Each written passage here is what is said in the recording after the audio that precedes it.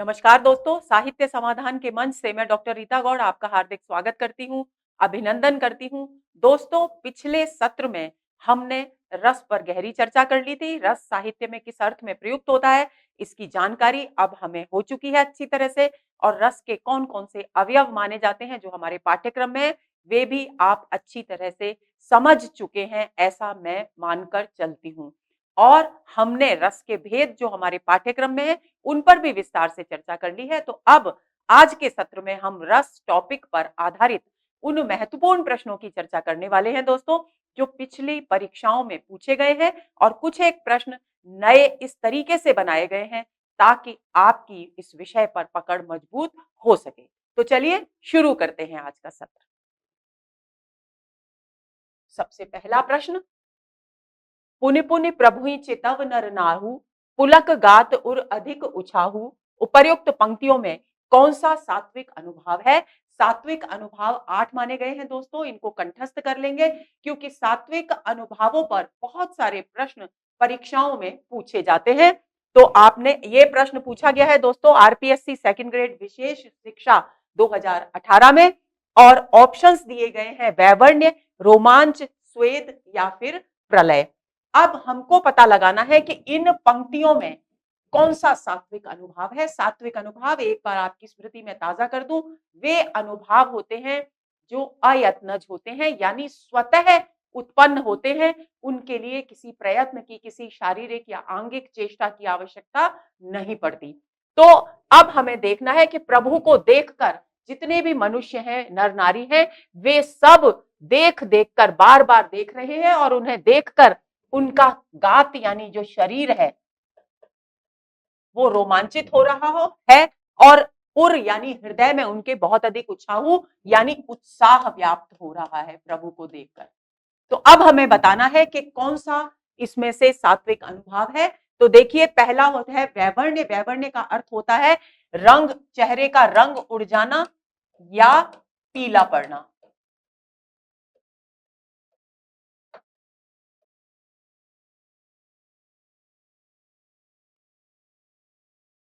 रोमांच का अर्थ होता है रोंगटे खड़े होना। स्वेद का अर्थ होता है पसीना आना और प्रलय का अर्थ होता है अपनी सुध-बुध खो बैठना। तो ऐसी स्थिति में दोस्तों बी विकल्प इस प्रश्न का सही उत्तर है, क्योंकि गात पुलकित होने यानी शरीर के पुलकित होने का अर्थ है शरीर रोमांचित हो रहा है उनका और हृदय में उनके उत्साह का भाव है। तो सात्विक अनुभाव इसमें हुआ रोमांच। इसे आप अच्छी तरह से ध्यान में रखेंगे। अगले प्रश्न पर आते हैं। रक्त मांस के सड़े पंख से उमड़ रही है, महाघोर दुर्गंध रुद्ध हो उठती श्वासा। उपर्युक्त पंक्ति में इनमें से कौन सा रस है? आरपीएससी सेकंड ग्रेड विशेष शिक्षा 2018 में यह प्रश्न पूछा गया। अद्भुत, रौद्र, विभत्स या करुण। तो दोस्तों देखिए, अद्भुत यहां पर कोई भी आश्चर्यजनक, विस्मयजनक कोई भी घटना यहां वर्णित नहीं की जा रही है, तो अद्भुत रस तो यहां है नहीं। और रौद्र रस में स्थायी भाव होता है क्रोध, तो वो भी यहां दिखाई नहीं दे रहा। विभत्स का जो स्थायी भाव है वो होता है जुगुप्सा यानी घृणा,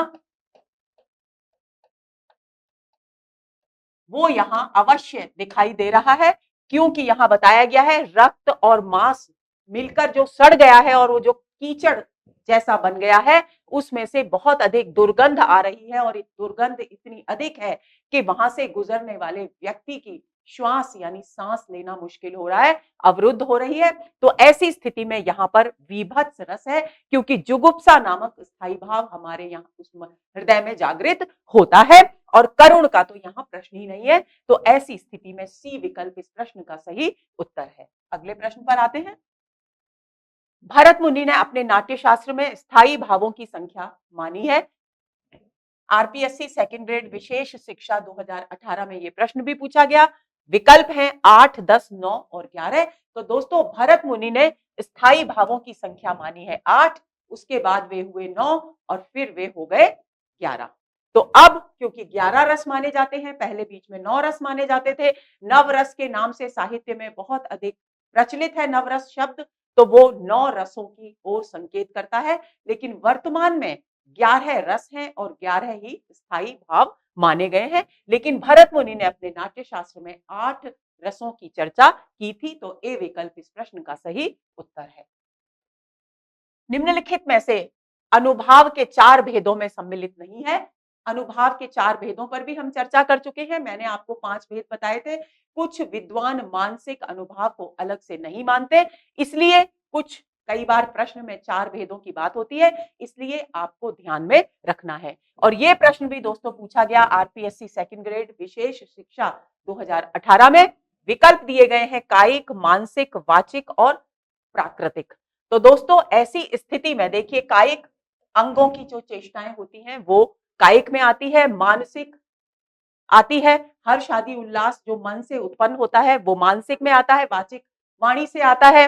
यहां आहार्य नामक उसकी चर्चा नहीं की गई है।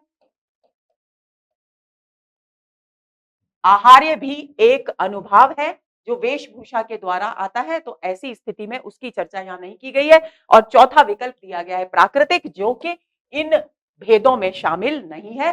तो डी विकल्प इस प्रश्न का सही उत्तर है।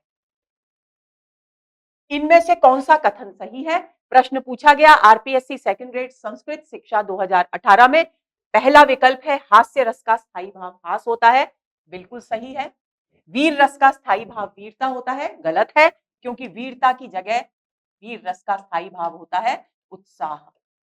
अमर्ष को शांत रस का स्थायी भाव माना गया है, शांत रस का स्थायी भाव होता है दोस्तों निर्वेद। और करुण रस का स्थायी भाव करुणा है, करुण रस का स्थायी भाव होता है शोक।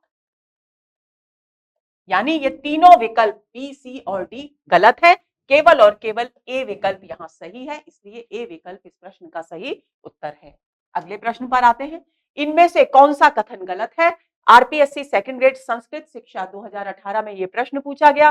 विभाव, अनुभाव और संचारी भाव रस के प्रमुख घटक हैं। विशिष्ट भावों को विभाव कहते हैं। शंकुक का रस निष्पत्ति विषयक मत अनुमितिवाद कहलाता है। अभिव्यक्तिवाद का संबंध अभिनव गुप्त से है।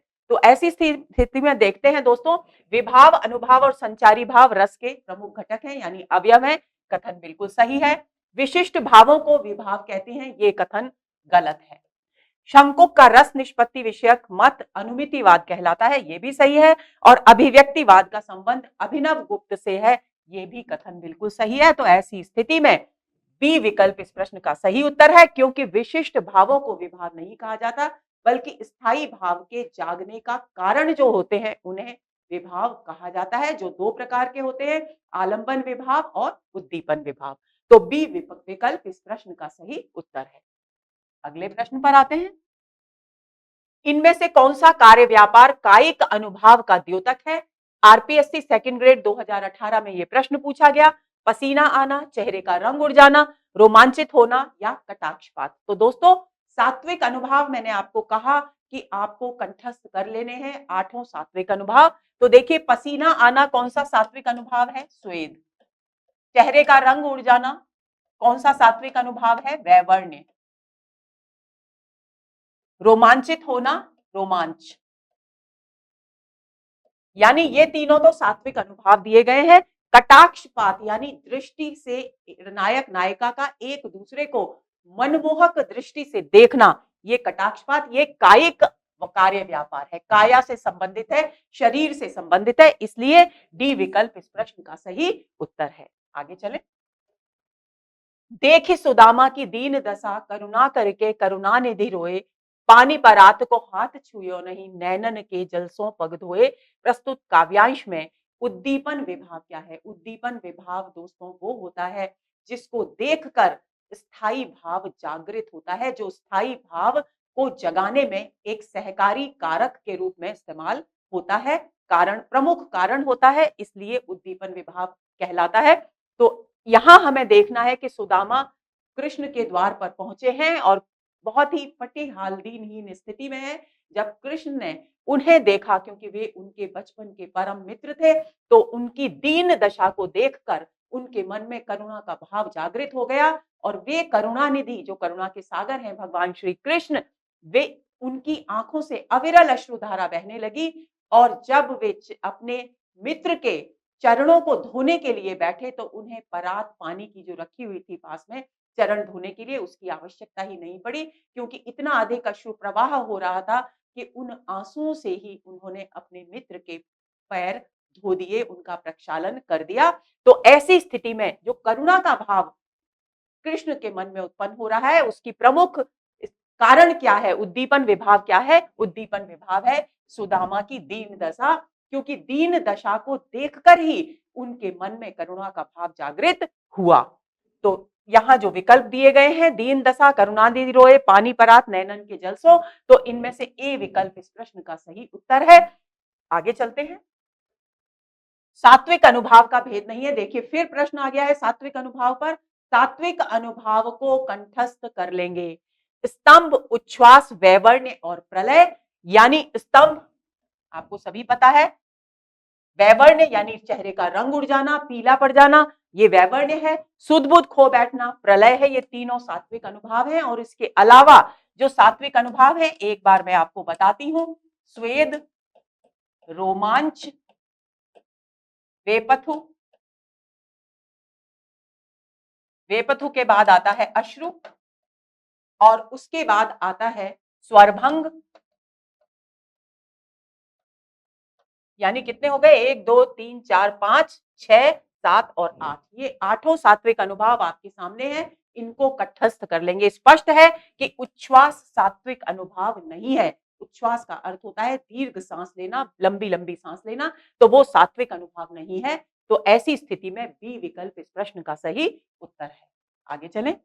भरत मुनि ने रस के कितने भेद माने? उत्तराखंड असिस्टेंट प्रोफेसर 2017 में यह प्रश्न पूछा गया। 9, 7, 5 और 8।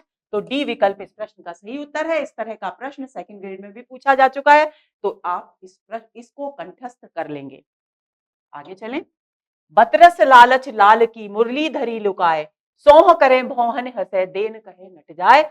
इन पंक्तियों में कौन सा रस है? और यह प्रश्न पूछा गया आरपीएससी सेकंड ग्रेड 2016 में।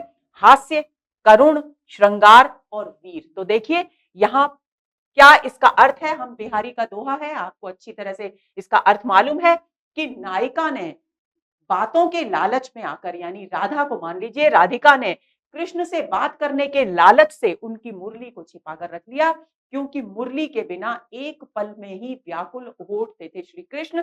तो ऐसी स्थिति में जब वे उनसे मांगने लगे कि तुमने मेरी मुरली छिपाई है, तो वे सौगंध लेने लगी कि मैंने नहीं छिपाई, मैं सौगंध लेती हूं कि मैंने नहीं छिपाई। लेकिन भौहों ही भौहों में, यानी आंखों ही आंखों में वो हंस भी रही थी। उससे ये साफ जाहिर था कि मुरली उसी ने छिपाई है। और जब वे ये सोचकर कि मुरली राधिका ने छिपाई है उसे देने के लिए कहते थे श्री कृष्ण, तो वो नट जाती थी, यानी इनकार कर देती थी कि मुरली मेरे पास है ही नहीं।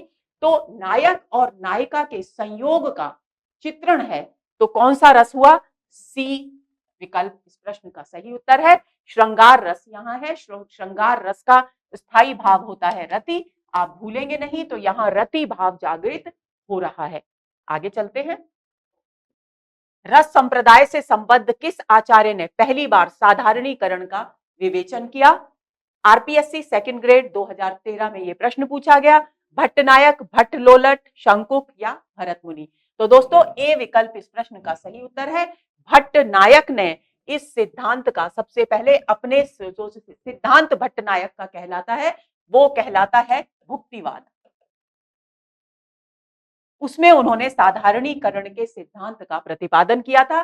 भट्टलोलट का जो सिद्धांत है वो कहलाता है उत्पत्तिवाद। शंकुक का कहलाता है अनुमितिवाद। तो ये आप ध्यान में रख लेंगे, बहुत ही महत्वपूर्ण है ये। भट्टनायक का सिद्धांत क्या कहलाता है? प्रश्न पूछा जा सकता है। भुक्तिवाद। भट्टलोलट का कहलाता है उत्पत्तिवाद और शंकुक का कहलाता है अनुमितिवाद। तो ऐसी स्थिति में भट्टनायक ने अपना जो सिद्धांत, रस सिद्धांत प्रतिपादित किया, भुक्तिवाद के नाम से जो प्रचलित है, उसमें उन्होंने सबसे पहले साधारणीकरण के सिद्धांत का प्रतिपादन किया। तो ए विकल्प इस प्रश्न का सही उत्तर है। आगे चलें। बतरस लालच लाल की मुरली धरी लुकाए, सोह करे भौहन हंसे देन कहे नट जाए। पंक्तियों में रस का कौन सा अंग है? देखिए पहले भी इस दोहे पर प्रश्न पूछा जा चुका है, तब पूछा गया था इसमें कौन सा रस है, लेकिन यहां पूछा जा रहा है कि रस का कौन सा अंग है। यानी विभाव है, अनुभाव है या संचारी भाव है, उसको हमें पता लगाना है। और ये प्रश्न पूछा गया आरपीएससी सेकंड ग्रेड 2011 में। स्थायी भाव, देखिए स्थायी भाव, क्योंकि श्रृंगार रस का दोहा है तो स्थायी भाव होता है श्रृंगार रस का रति, तो वो यहाँ पर स्थायी भाव तो होने का सवाल ही नहीं है, क्योंकि वो तो हमेशा ही मौजूद रहता है। विभाव होता है स्थायी भाव को जगाने का कारण, जिसमें आलंबन विभाव और उद्दीपन विभाव होते हैं। और तीसरा होता है अनुभाव, यानी जो स्थायी भाव के जागने के बाद उत्पन्न होते हैं भाव, वे होते हैं। और चौथा होता है संचारी भाव। तो यहाँ संचारी भाव है नहीं, यहाँ सौह करते हैं यानी सौगंध लेती है, फिर भौहों में हंसती है, ये सब क्या है, अनुभाव है। तो जो कि स्थायी भाव के जागृत होने के बाद सामने आते हैं। तो ऐसी स्थिति में सी विकल्प इस प्रश्न का सही उत्तर है। आगे चलें। छला छबीले लाल को नवल नेह लहिनार, चूंबत चाहत लाए और पहरत धरत उतार। पंक्तियों में संचारी भाव कौन सा है? आरपीएससी सेकंड ग्रेड 2010 में ये प्रश्न पूछा गया। देखिए यहां वर्णन किया गया है कवि के द्वारा कि छबीले लाल ने यानी नायक ने नायिका को एक छल्ला उपहार में दिया, यानी एक अंगूठी, साधारण सी एक अंगूठी उपहार में दी। और क्योंकि नेह नया नया था, नया नया प्रेम था, तो वो नायिका उसे ग्रहण, उस उपहार को प्राप्त कर अत्यंत आनंद से भर उठी। तो वो एकांत में जब उसे निहारती है उस छल्ले को, जो उसके प्रियतम की सौगात है, तो कभी उसे चूमती है, कभी उसे अपने हृदय से लगाती है, और कभी अंगुली में पहन लेती है, और कभी उतार कर रख देती है। तो ये इसका अर्थ है। पंक्तियों में संचारी भाव कौन सा है? तो संचारी भाव के विकल्प है चपलता, हर्ष, मोह और गर्व। तो देखिए गर्व यहाँ है नहीं, मोह यहाँ है नहीं, हर्ष थोड़ा थोड़ा है, लेकिन सबसे अधिक क्या दिखाई दे रही है? चंचलता। चपलता का अर्थ होता है चंचलता, क्योंकि वो कभी उसे चूमती है, कभी उसे हृदय से लगाती है, कभी पहन लेती है, और कभी उसे उतार कर रख देती है। तो ऐसी स्थिति में जो संचारी भाव दिखाई दे रहा है वो है ए। तो ए विकल्प इस प्रश्न का सही उत्तर है। भजन कयो ताते भजो, भजो न एक बार, दूरी भजन जाते कयो सोते भजो गवार। पंक्तियों में कौन सा भाव है? आरपीएससी सेकंड ग्रेड 2010 में ही ये प्रश्न पूछा गया। विकल्प है दैन्य, धृति, निर्वेद और पलायन। दोस्तों पहले हम इन सबको अच्छी तरह से समझ लेंगे। देखिए दैन्य का अर्थ क्या होता है? जब, क्योंकि भक्ति भाव से संबंधित है दैन्य भी, तो दैन्य का अर्थ होता है जिस भी आराध्य के प्रति हम भक्ति का भाव रखते हैं, उसके सामने अपने आप को तुच्छ और दीन समझने का भाव। तो ये भाव यहाँ दिखाई नहीं दे रहा, क्योंकि इसका अर्थ एक बार मैं आपके सामने स्पष्ट कर देती हूँ। यमक अलंकार का बहुत ही सुंदर उदाहरण है ये। यहाँ कहा गया है कवि के द्वारा कि भजन कयो ताते भजो, कि जिसकी आराधना, जिसका भजन करने के लिए मैंने कहा था, उससे तू भागा। भज्यो यानी भागा, ब्रज भाषा में भज्यो, भाजना का अर्थ होता है भागना। तो भज्यो न एको बार, और मैंने जिसका भजन करने के लिए तुझसे कहा था, तूने उसको एक बार भी भजन नहीं किया। दूरी भजन जाते कहो, और जिन सांसारिक विषय वासनाओं से दूर भागने की बात मैंने कही थी, सोते भजो गवार, और उस गंवार व्यक्ति, अज्ञानी व्यक्ति उसी का निरंतर भजन करता रहा।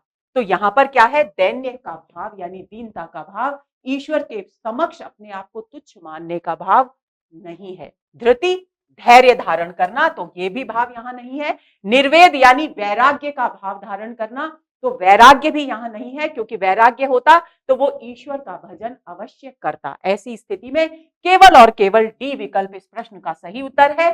पलायन कर रहा है, क्योंकि भजन करने के लिए बार बार कहा जा रहा है, लेकिन फिर भी वो उस स्थिति से पलायन कर रहा है, भजन नहीं कर रहा, और सांसारिक विषय वासनाओं में डूबा हुआ है। तो भक्ति भाव से पलायन करने का भाव यहां पर निहित है। तो डी विकल्प इस प्रश्न का सही उत्तर है। आगे चलें। आलंबन और उद्दीपन विभावों के कारण उत्पन्न भावों को बाहर प्रकाशित करने वाले कार्य कहलाते हैं। यूपीपीएससी डिग्री कॉलेज एग्जाम 2013 में यह प्रश्न पूछा गया।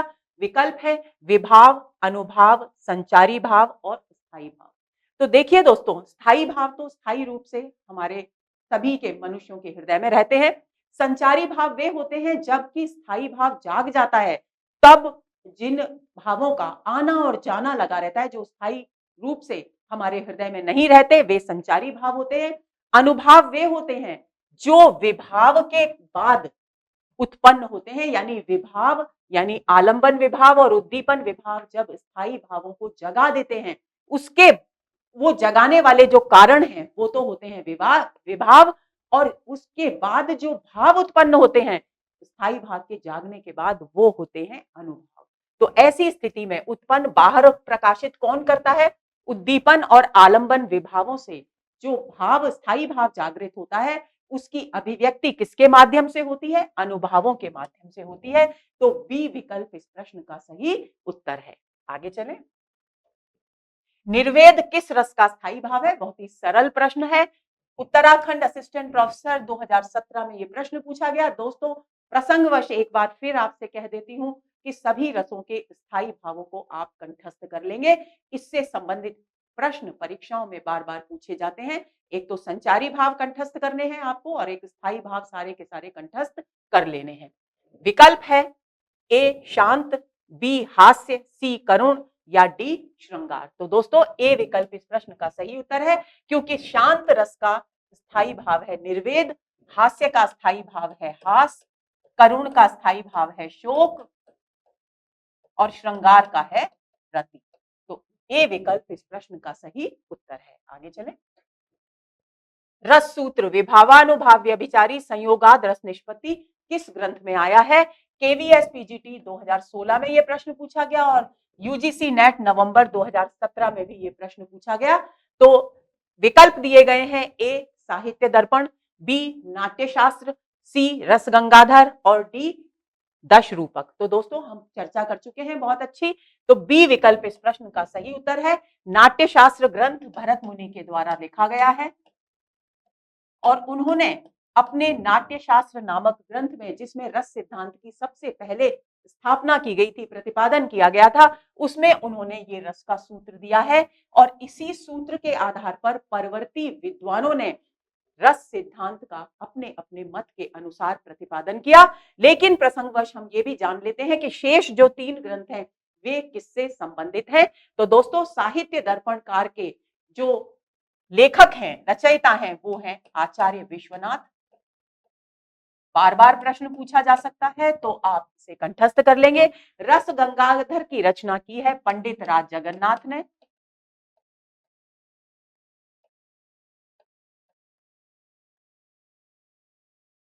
और दश रूपक के रचनाकार हैं धनंजय। ये सभी साहित्य शास्त्र से संबंधित ग्रंथ हैं, तो इनको आप कंठस्थ कर लीजिए, क्योंकि प्रश्न पूछा जा सकता है। लेकिन इस सूत्र को जिस ग्रंथ में प्रस्तुत किया गया है वो है भरत मुनि का नाट्यशास्त्र।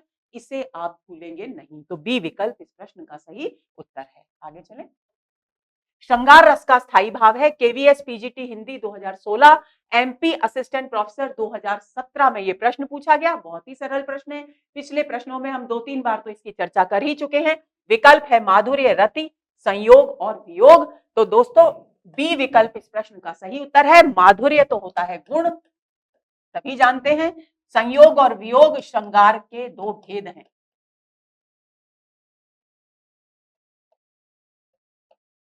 तो बी विकल्प इस प्रश्न का सही उत्तर है। आगे चलें।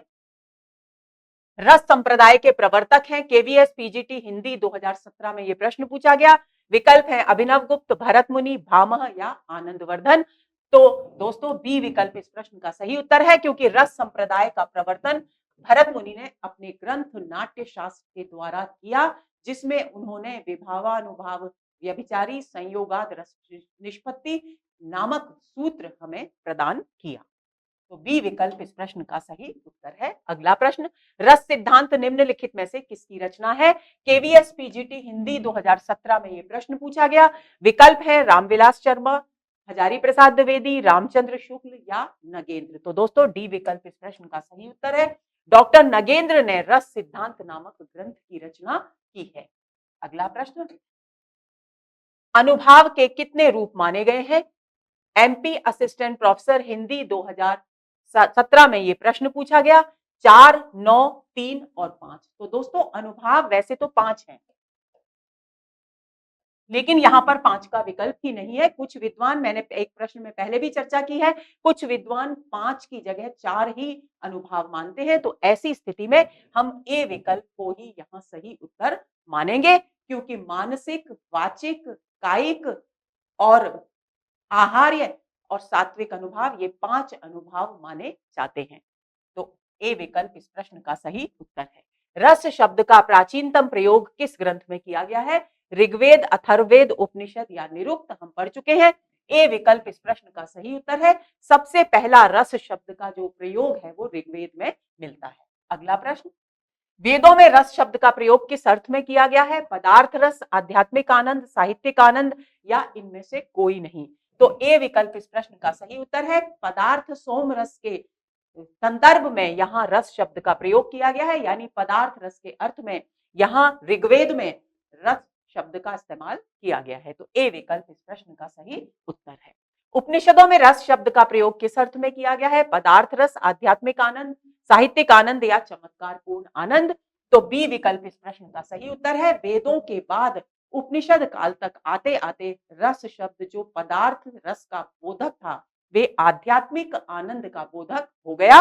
तो बी विकल्प इस प्रश्न का सही उत्तर है। अगला प्रश्न, निम्नलिखित में से किस ग्रंथ में सर्वप्रथम रस का साहित्य शास्त्रीय विवेचन किया गया? काव्य सूत्र, अथर्ववेद, नाट्य शास्त्र या तैत्तिरीय उपनिषद?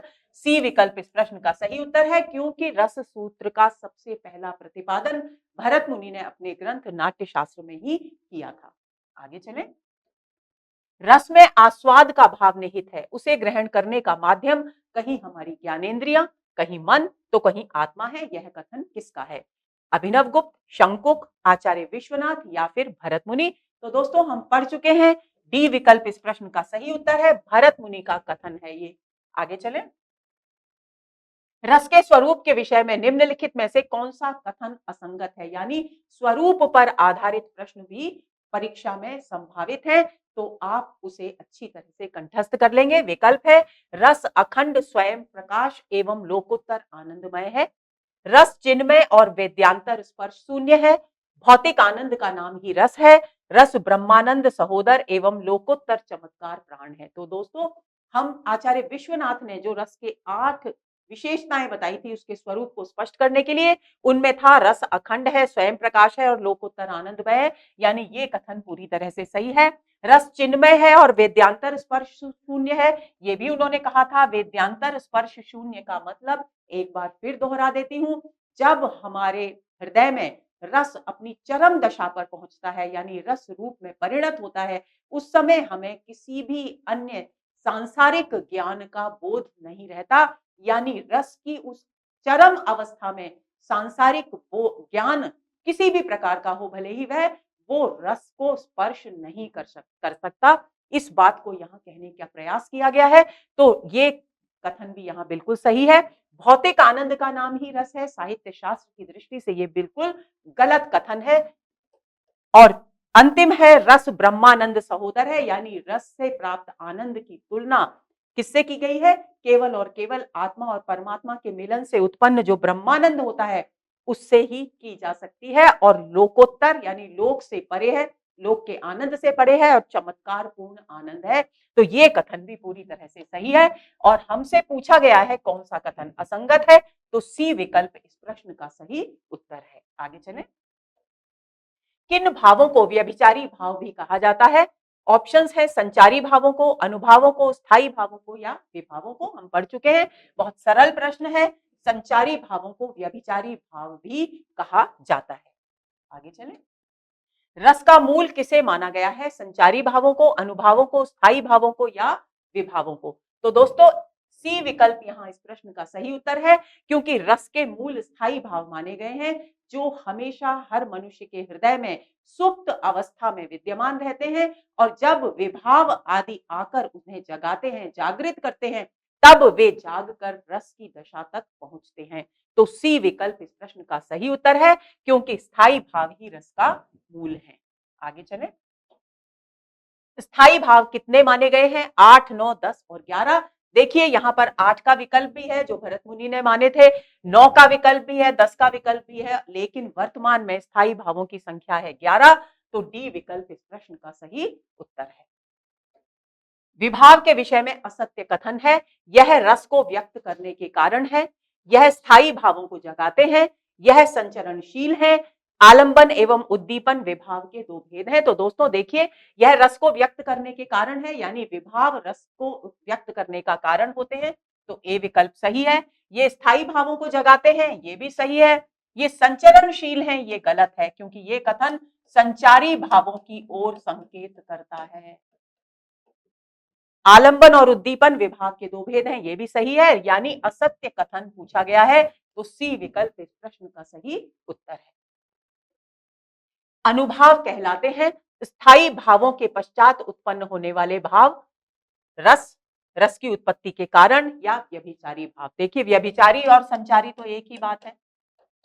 और रस की उत्पत्ति के जो कारण है वो क्या कहलाते हैं? विभाव। और रस तो रस है ही, उस वो अनुभाव नहीं हो सकता। यानी स्थायी भावों के जागृत होने के बाद जो भाव उत्पन्न होते हैं वे अनुभाव कहलाते हैं। अनु का अर्थ होता है बाद में, यानी किसके बाद? भाव के बाद। और कौन सा भाव? स्थायी भाव। स्थायी भाव के बाद जो जागते हैं वो आते हैं, वो कहलाते हैं अनुभाव। आगे चले। जल तरंगवत आविर्भूत और तिरोभूत होने वाले अस्थिर मनोविकार कहलाते हैं स्थायी भाव, विभाव, संचारी भाव या अनुभाव। तो सी विकल्प इस प्रश्न का सही उत्तर है, क्योंकि स्थायी भाव हमेशा मनुष्य के हृदय में रहते हैं, लेकिन जब वे जागते हैं तब अनुभाव उत्पन्न होते हैं और विभाव उनको जगाते हैं। और उस दौरान जब स्थायी भाव जागृत हो जाता है, तो अब जैसे जल में लहरें उठती हैं और गिरकर जल में विलीन हो जाती हैं, उसी तरह से मनुष्य के हृदय में संचारी भावों का आवागमन होता रहता है। और संचारी भाव उस स्थायी भाव जो जागा है उसी के अनुकूल संचारी भाव मनुष्य के हृदय में जल के तरंगों के समान उत्पन्न होते हैं और नष्ट होते हैं। तो सी विकल्प इस प्रश्न का सही उत्तर है। संचारी भाव कितने माने गए हैं? विकल्प है 25, 28, 30 या 33। तो डी विकल्प इस प्रश्न का सही उत्तर है। 33 संचारी भाव माने गए हैं और 33 संचारी भावों को अच्छी तरह समझकर आपको कंठस्थ कर लेना है। आगे चलें। निम्नलिखित में से कौन सा संचारी भाव नहीं है? अवहिथा, व्याधि, असूया और शोक। तो अवहिथा होता है लज्जा या अन्य किसी भी भाव को छिपाना, अवहिथा कहलाता है। व्याधि यानी मानसिक, अत्यधिक मानसिक संताप की स्थिति, असूया यानी ईर्ष्या का भाव, शोक संचारी भाव नहीं है बल्कि करुण रस का स्थायी भाव है।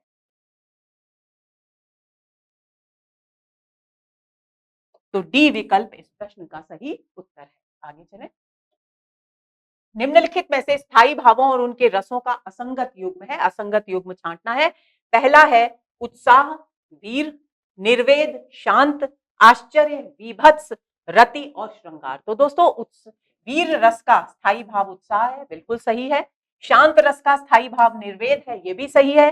आश्चर्य, बीभत्स रस का स्थायी भाव है, ये गलत है, क्योंकि बीभत्स का स्थायी भाव है जुगुप्सा या घृणा।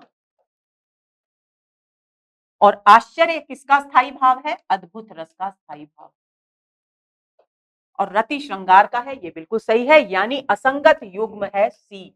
तो सी विकल्प इस प्रश्न का सही उत्तर है। अगला प्रश्न। शांत रस को रसों में शामिल करने वाले विद्वान है भरत मुनि, अभिनव गुप्त, रूप गोस्वामी या विश्वनाथ। तो दोस्तों बी विकल्प इस प्रश्न का सही उत्तर है। अभिनव गुप्त ने ही शांत रस को रसों में शामिल किया था। आगे चलते हैं। भक्ति रस को रसों में स्थान देने वाले विद्वान हैं रूप गोस्वामी, विश्वनाथ, अभिनव गुप्त या दंडी। तो ए विकल्प इस प्रश्न का सही उत्तर है, क्योंकि रूप गोस्वामी ने भक्ति रस को रसों में शामिल किया। अगला प्रश्न। वात्सल्य रस को रस मानने वाले विद्वान हैं भरत मुनि, विश्वनाथ, भामह या रूप गोस्वामी। तो बी विकल्प इस प्रश्न का सही उत्तर है। आचार्य विश्वनाथ ने वात्सल्य रस को यानी संतान के प्रति माता पिता के स्नेह को रस के रूप में स्वीकार किया। अगला प्रश्न। जिस व्यक्ति या वस्तु के कारण रस उत्पन्न होता है उसे क्या कहते हैं? आलंबन विभाव, उद्दीपन विभाव, संचारी भाव या अनुभाव। तो दोस्तों आपको ध्यान है, विभाव स्थायी भाव को जगाने के कारण होते हैं, लेकिन जिसको देखकर स्थायी भाव जागृत होता है उसे कहा जाता है आलंबन विभाव। यानी जिस व्यक्ति या वस्तु के कारण रस उत्पन्न होता है वो क्या होगा? आलंबन विभाव कहलाएगा। और जब ये जागृत हो गया तब उसे और अधिक पुष्ट करने में सहायक होते हैं उद्दीपन विभाव। और उसके बाद जब वो चरम स्थिति में पहुंचता है रस विकसित होकर पुष्ट होकर, तो पहले अनुभाव उत्पन्न होते हैं जो उसके सहकारक होते हैं और उसके बाद संचारी भावों का आवागमन होता है। तो ए विकल्प इस प्रश्न का सही उत्तर है। आगे चले। निम्नलिखित में से कौन सा कथन सही नहीं है? रसाभिव्यक्ति के कारण विभाव कहलाते हैं। आलंबन और उद्दीपन विभाव के दो भेद हैं। जिन क्रियाओं से आलंबन के हृदय में जागृत भावों का साक्षात्कार होता है वह व्यापार अनुभाव कहलाता है।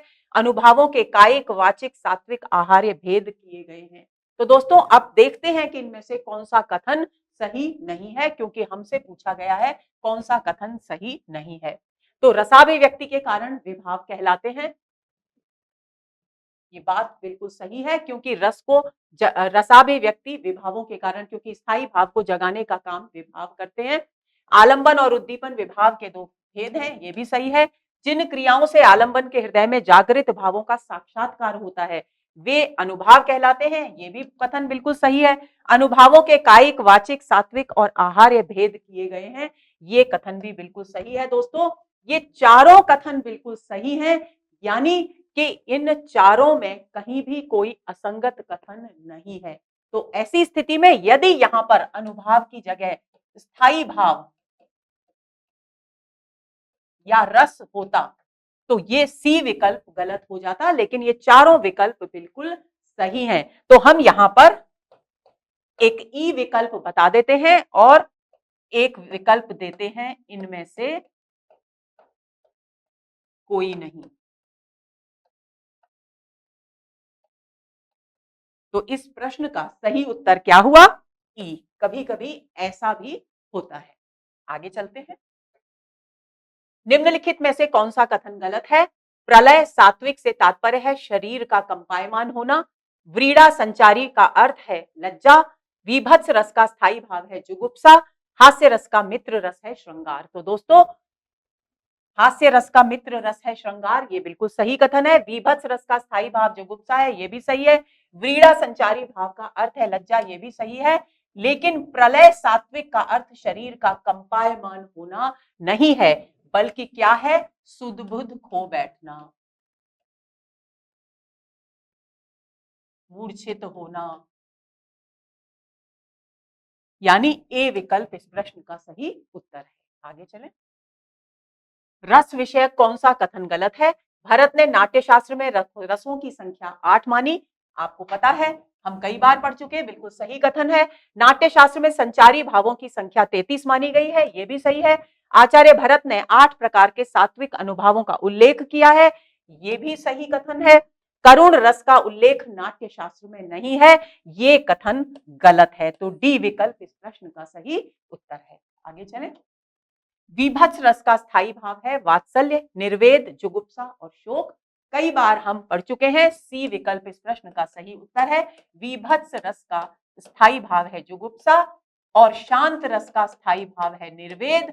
वात्सल्य ये तो स्वयं ही रस है और शोक करुण रस का स्थायी भाव माना गया है। तो सी विकल्प इस प्रश्न का सही उत्तर है। आगे चलें। निम्नलिखित में से स्थायी भाव के विषय में कौन सा कथन गलत है? प्रतिकूल परिस्थितियों में यह तिरोहित हो जाता है। यह रस का प्रमुख अवयव है। यह हरेक सहृदय के अंतःकरण में स्थित रहता है। स्थायी भाव ही रसत्व को प्राप्त होता है। तो दोस्तों स्थायी भाव ही रसत्व को प्राप्त होता है, बिल्कुल सही है। ये हरेक के सहृदय में, यानी हरेक सहृदय मनुष्य, क्या सहृदय नहीं भी हो तो हरेक मनुष्य के हृदय में ये विद्यमान रहते हैं स्थायी भाव, और ये रस के प्रमुख अवयव है, ये भी सही है। प्रतिकूल परिस्थितियों में ये तिरोहित नहीं होते, बल्कि शांत होकर हृदय में विद्यमान रहते हैं। तो ए कथन इस प्रश्न का सही उत्तर है, क्योंकि यही स्थायी भाव के विषय में गलत कथन है। आगे चलें। निम्नलिखित में से रस का स्वरूप नहीं है। रस चमत्कार प्राण है, रस लोकोत्तर है, रस हृदय में सदा होता है, रस वेद्यांतर शून्य। इस प्रकार का एक प्रश्न हम पहले भी हल कर चुके हैं। तो रस चमत्कार प्राण है, बिल्कुल सही है। रस लोकोत्तर है, ये भी सही है। रस वेद्यांतर शून्य है, ये भी सही है। और रस हृदय में हमेशा नहीं होता, हृदय में हमेशा होते हैं स्थायी भाव। तो सी विकल्प इस प्रश्न का सही उत्तर है। अगले प्रश्न पर आते हैं। एक अचंभा देखा रे भाई, ठाड़ा सिंह चरावे गाई। उलटबासी है कबीर की। पंक्ति में कौन सा रस है? शांत, अद्भुत, वीर और भयानक। कबीरदास जी कह रहे हैं कि मैंने एक बहुत ही आश्चर्यजनक घटना देखी कि सिंह शेर खड़ा हुआ गाय को चरा रहा है। तो इसमें शांत रस इसमें है नहीं, तो गलत हो गया। अद्भुत रस, क्योंकि अद्भुत कार्य है, ऐसा होना संभव ही नहीं है, विस्मयकारी है। यदि ऐसा दृश्य हमें दिखाई देगा तो हम आश्चर्यचकित हो जाएंगे और हमारी आंखें आश्चर्य से फैल जाएंगी। तो ऐसी स्थिति में बी विकल्प इस प्रश्न का सही उत्तर है। अद्भुत रस है यहाँ इन पंक्तियों में, वीर और भयानक रस यहाँ है ही नहीं। आगे चलते हैं। स्थायी भावों को जगाने वाले तत्व क्या कहलाते हैं? विभाव, अनुभाव, संचारी भाव या रस। तो ए विकल्प इस प्रश्न का सही उत्तर है। कई बार चर्चा कर चुके, विभाव स्थायी भावों को जगाने का कार्य करते हैं। आगे चलें। संचारी भावों के संदर्भ में असत्य कथन है। संचारी भाव अस्थिर मनोविकार होते हैं। संचारी भाव स्थायी भावों के सहकारी कारक होते हैं। संचारी भाव जल तरंगवत व आविर्भूत और तिरोभूत होते हैं। संचारी भाव स्थायी होते हैं। तो दोस्तों देखिए, संचारी भाव अस्थिर मनोविकार होते हैं, बिल्कुल सही है, क्योंकि ये आते और जाते रहते हैं हृदय में। संचारी भाव स्थायी भावों के सहकारी कारक होते हैं, क्योंकि स्थायी भावों को रस दशा तक पहुंचाने में संचारी भावों का बहुत ही महत्वपूर्ण योगदान होता है। तो बी विकल्प भी सही है। संचारी भाव जल की तरंगों के समान उत्पन्न होते हैं और तिरोभूत होते हैं, इसकी चर्चा भी हम कर चुके, ये भी सही है। संचारी भाव स्थायी नहीं होते। तो डी विकल्प इस प्रश्न का सही उत्तर है, क्योंकि ये असत्य कथन है संचारी भावों के स्वरूप के विषय में। अगले प्रश्न पर आते हैं। अपस्मार का अभिप्राय है लज्जा। अपस्मार एक संचारी भाव है, आपको याद कर लेना है अच्छी तरह से। लज्जा मनोव्यथा की अधिकता से उत्पन्न स्मृति भ्रंश, ईर्ष्या अविद्या के नाश से उत्पन्न चैतन्य की अवस्था। तो दोस्तों बी विकल्प इस प्रश्न का सही उत्तर है, क्योंकि अपस्मार का अर्थ होता है मानसिक पीड़ा इतनी अधिक बढ़ जाए कि याददाश्त जाने लगे, विक्षिप्तता की स्थिति उत्पन्न हो जाए, तब उसे अपस्मार कहा जाता है। तो बी विकल्प इस प्रश्न का सही उत्तर है। तो दोस्तों ये हुआ हमारा आज का सत्र। उम्मीद करती हूं कि इन सभी प्रश्न आपके लिए बहुत ही उपयोगी साबित होंगे और रस विषय पर आपकी पकड़ को मजबूत करेंगे। अगले सत्र का बेचैनी से इंतजार कीजिए। तब तक के लिए नमस्कार।